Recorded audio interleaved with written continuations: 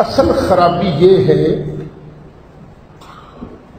کہ شریعت کا ماخذ سمجھنے میں غلطی لگ رہی ہے۔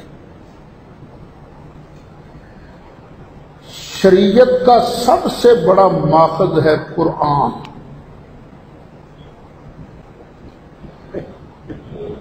پھر اس کے بعد شریعت کا ماخذ ہیں احادیث، لیکن حدیثیں ماخذ ہیں قرآن کے بعد، قرآن کے برابر نہیں۔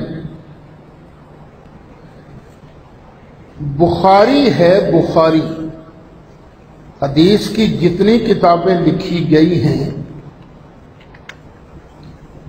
ان سب میں سے نسبتاً زیادہ صحیح حدیثیں بخاری شریف میں ہیں،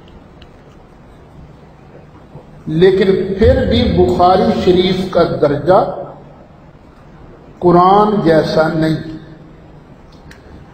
قرآن سارے کا سارا قطعی الثبوت ہے، قطعی ہے، ایک لفظ میں شک کرنے والا وہ بھی بے ایمان ہو جاتا ہے۔ لیکن بخاری کی صرف ایک دو حدیثیں ہوں گی قطعی، باقی سب حدیثیں ظنی ہیں، ظن کا فائدہ دیتی ہیں، قطعی نہیں ہیں، اخبار آحاد ہیں یہ۔ وَمَن لَّمْ يَحْكُم بِمَا أَنزَلَ اللَّهُ فَأُولَٰئِكَ هُمُ الْكَافِرُونَ۔ یہ چھٹا رکوع ہے سورہ مائدہ کا، اور پھر فرمایا وَمَن لَّمْ يَحْكُم بِمَا أَنزَلَ اللَّهُ فَأُولَٰئِكَ هُمُ الظَّالِمُونَ۔ جو اللہ کے اتارے ہوئے قانون کے مطابق فیصلے نہیں کرتے وہی تو مشرک ہیں۔ اللہ کے حکم کو چھوڑ کے کسی اور کے حکم پر فیصلہ کر رہے ہو، اس سے بڑا شرک کیا ہوگا؟